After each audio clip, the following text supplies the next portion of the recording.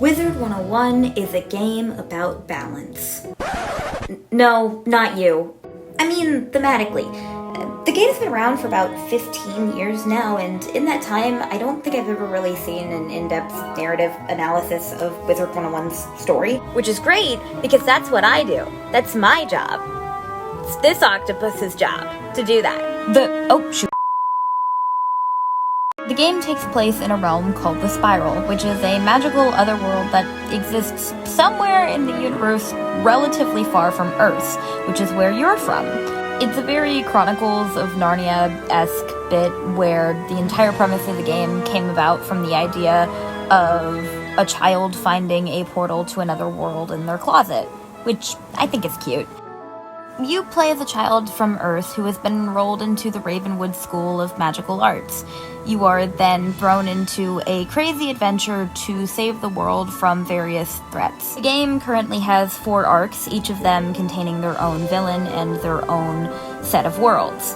I've currently just completed Arc 2, with Arc 3 being my next major task after I get everything that I need to get done.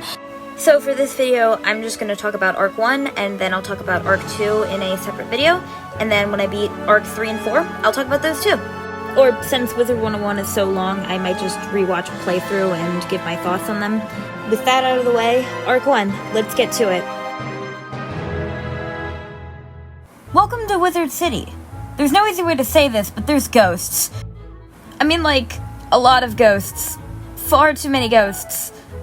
Way too many ghosts. It's all because of this guy, who is our main antagonist for this arc. If you've ever been to Ravenwood, you can see the evidence of his crime. It was ripping his classroom right out of the ground.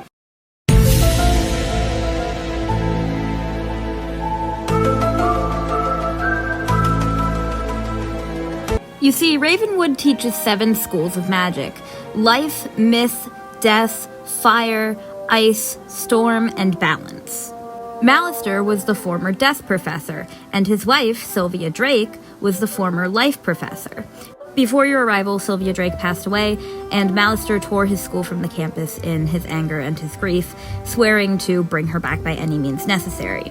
This is the first evidence we get of the theme of balance and harmony. Wizard City has been literally broken by Malister's actions. This perfect circle of all of these elements coexisting together has been completely shattered. Specifically, the balance that is focused on during the Malister arc is the balance between life and death. Malister, despite the fact that he's a necromancer, I would actually argue is more of a life wizard. He refuses to accept death, even though that's what his school is all about. In the Spiral, you can't actually bring someone back from death. Once someone has passed away, that's it. They're gone forever.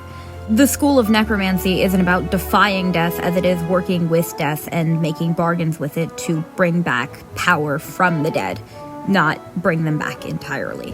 Similarly, the School of Life is about preserving and prolonging and healing.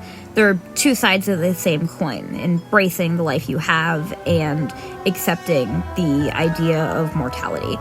It's a really interesting dynamic that, I don't think a lot of games or pieces of media take when it comes to these sort of concepts, so it's one I've always really appreciated. Now that the harmony between life and death, symbolized by Sylvia Drake and Malister Drake, has been broken, Wizard City swarms with undead as Malister tries to enact his plan. His plan is to awaken the Dragon Titan, an ancient being that he believes could bring Sylvia Drake back from death. You, as a new student, are tasked with chasing him down, because the spell that brought you here specifically said that you had enough potential to do it, which totally makes this entire thing ethical and okay. I'm not going to give a play-by-play of what happens in each world because it's not entirely important to the themes, but all you need to know is that you learn that Malister is actually originally from a world called Dragonsfire, which had been destroyed by the Dragon Titan some years past. This is currently where the Dragon Titan is resting and should be resting for a good 1,000 years. However, you're going there because that's where Malister is, and the only way to stop him is to kill him.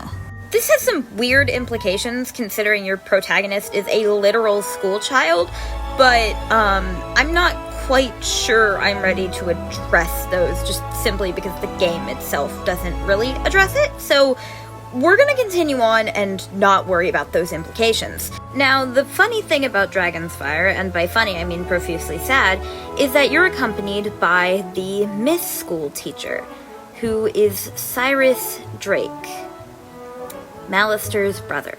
See, there are two types of schools that you can enter into. There are spiritual schools and there are elemental schools.